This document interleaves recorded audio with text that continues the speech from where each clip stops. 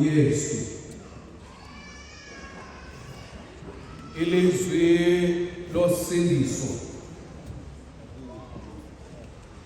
Isicelo somoya oguqukayo. Impendulo kaYesu osindisayo. Silapha ke kule ntaba inqoko ebaliswa nguLuka yedwa kwivangeli. Phofu le nqoko itrigarishwa zintetho ezilapha ezantsi. Bayamenyelisa uYesu. Bathi abanye wayephilisa esindisa abantu, naye makazisindise. Ngoba unqabela abantu bayakwazi ukunanda umuntu. Bathi abanye wayethethe ngeconfidence esithi uyawuchitha itempile ayakhe ngeentsuku ezintathu. Makehle sibone uba unguye unyana kaThixo. Amenenhle ethanda uThixo. Bayiplani yami ke umongameli. Bendawugqitha kwezinto zintathu ukuthi usindiso sisipho samahala esisifumana ngokholo. Okwesibili bendizawuthi umongameli, ingomso lixhomekeke kwinto oyenza namhlanje. Abanye abantu xa bethetha, we don't know what tomorrow holds for us. Sulinde ungomso. Into ifunayo ungomso ixhomekeke kwinto oyenza namhlanje. Ngokutsho lo mculo ba sihleli kokungazi. Into zangomso asizazi. Yesithathu bayiplani yami bendizawuthi kuthi xa sivuma izono zethu, izono matters not kuThixo. Lo abantu bona bangasilanda ngezono lethu, kodwa kuThixo xa siguquka, it matters not. Amen. Ngeke ethanda uThixo. Ugqityezelwa iprocess yosindiso. uYesu apha kule ntaba ugqityezelwa iprocess bawabashumayeli eyaqalwa eEdeni. Xa kwakungeniso umntu ubudlelwane, ijenda lesiyithandayo xa ifika kuAdam yathi yitya. Jenda siyithandayo. Ajenda. Ejenda kwenye maxesha isifuni nca. Kodwa ndiye ndithi uAdam naye wavuma ukutya. Ungameli ndithetha nomhlobo wam ndathi noba singayucwa kuthiwe amakhosikazi asityisile, yithani kwaqala uAdam. Umama nomtata. Incwadi ke zengqiqo kuBhayibhile, ngoba iBhayibhile asixelela uba ngubani lamaphanda. Sixelela into yoba le ndoda ibilapha ngasekunxele, igama layo libizwa ngoba nguGestas. Kwaye umnqamlezo wakhe ubuchazwa njengomnqamlezo wobumnyama, umnqamlezo werebellion. Bathi kababhali lo ungasekunene umnqamlezo ingqiqo zeBhayibhile bathi ibingumnqamlezo wendoda ebizwa ngoba nguDesmas. Bathi xa bewuchaza umnqamlezo we-redemption, umnqamlezo wokukhanya. Umama nani botata abalapha ayinamsebenzi kuba ngomphi okweliphica. Okay. Ngoba uba kwicala ayona yabancedayo le, kodwa igrace kaThixo yiyo eyamlokethayo uDismas, not because ekwicala nangasekunene. Ithi ke xa bebalisa le minqamlezo ilapha lo kaYesu, i-distance ebesuka kuGestas ukuya kuYesu nesuka kuDismas ukuya kuYesu ibilinga. Bomana ngota kamente elapha ecaweni umnqamlezo enye incwadi ithi okaYesu, ngoba umnqamlezo unomphakamo le ndawo i-vertical, umnqamlezo kuko le ndawo i-horizontal lo Yesu azaneke kuyo. Ithi ke xa ithetha lo isuke phezulu ibheke ezantsi ibichaza uthando lukaThixo kuthi adatha umbhali njengoko uMoses wayikhomayo inyoka yobhethu entaba ufanele ngokunjalo unyana womntu aphakanyiswe kamende elapha ecaweni.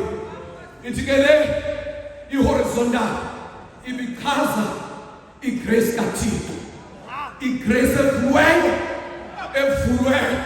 kokulingana ekusemntwini oba angene emvuyelelweni amendente elapha elizweni. Hayi mandikhawuleze nam ndihle kule ndawo kuyo mandiyithethe into le minqamlezo emibini irrelevance yayo yenziwa kulo mnqamlezo ulapha phakathi. Umbona umuntu wakhe kamendente elapha ekhaya elizweni. Ndiyanqwenela nje ukugqitha apha kuDismas mongameli wam nje kuba izawusinceda apha esithubeni into abasigqithe kuyo. uDismas xa ebaliswa kuthiwa ezinye ngakumbi kwigospel kaNikodimo wathi lo mfana esemncinci esanduzalwa ngelaa xesha uHerode wayefuna ukumbulala umntwana. Ngelaa xesha kwakufika ilizwi kuJosefu lisithi, Josefu thabatha umntana ubaleke naye ubheke eGibhithe. Ithi iBhayibhile okanye ithi le mbali wathi xa ehamba ebheke eGibhithe wathi bangena emqolombeni apho khona wadibana nomama kaDismas. Ngona nibothatha ithi ke le ncwadi xa iyichaza uYesu wathi xa ehlanjwa nguMariya kamende lapha ecaweni.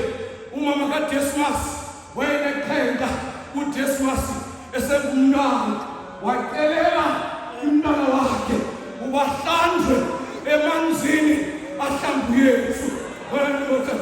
Ithi ke le ncwadi wathi wakuhlanjwa uDismas lamunuka iqhenqa wabehlanjwe umanzi kaYesu kamendente elapha elizweni. Ithi ke le ncwadi uDismas wathi neminyaka esixhenxe waphuthelwa unina ilishwa lakhe wahleka uyise wayidrankazi elapha elizweni. He became an absent father.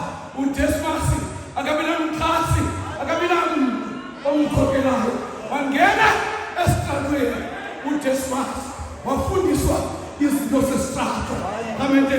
Ngoba when we are absent as parents, abantwana kukho Gestas bangaphandle abazabafundisa izinto kamente elapha elizweni. Ithi ke iBhayibhile wathi xa ekhula mandiyeke banadima likaDismas namsebenzi. Kodwa uDismas at about 20 wayesele enemeters ezintathu uDismas, ngoba he grew more criminality. I might go to it. I'll go to it. And he takes it. I don't pass. It is because who creates the process of salvation. When I go to who is higher chino, who is higher.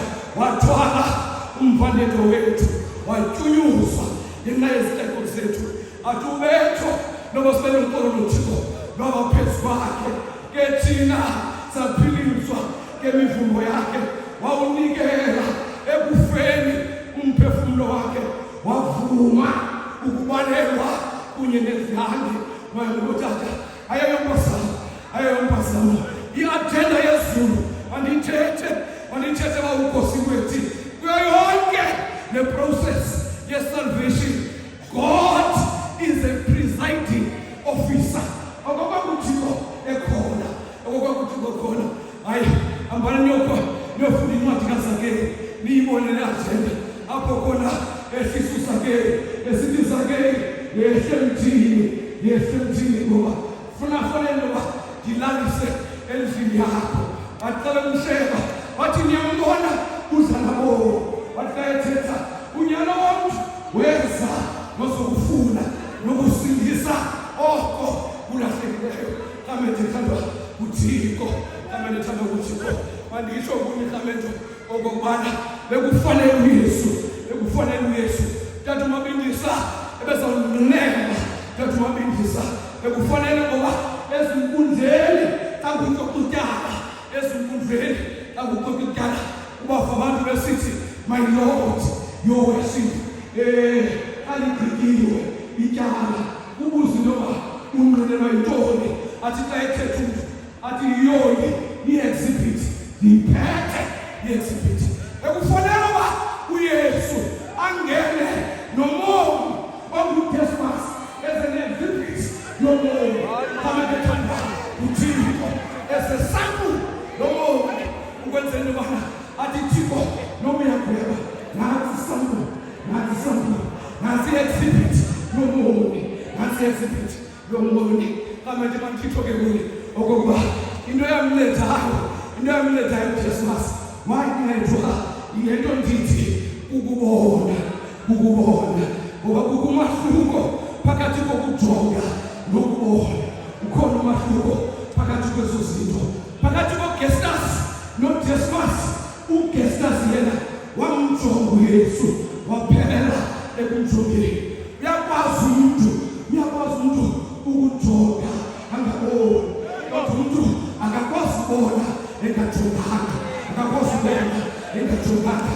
uGestas wamjonga uYesu wamjonga nje akamqabiso akambona kodwa uDesmas ayamjonga uYesu wambona ngoba noma into ziyafana le inyathi elotshoza eyathema kuJohane kekekana nephathaphala esikinanto imfana kaThixo ethwala isusu sona sehlabathi.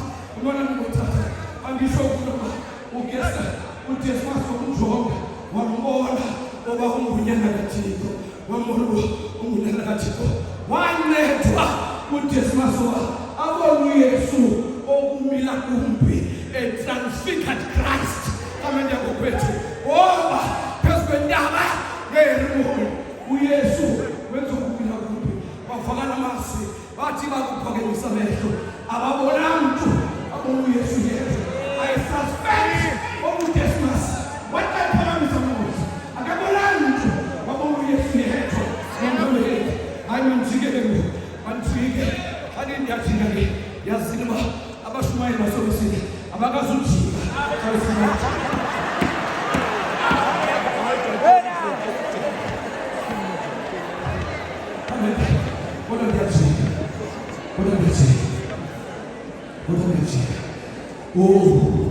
uDesmas wancedwa in the 11th hour.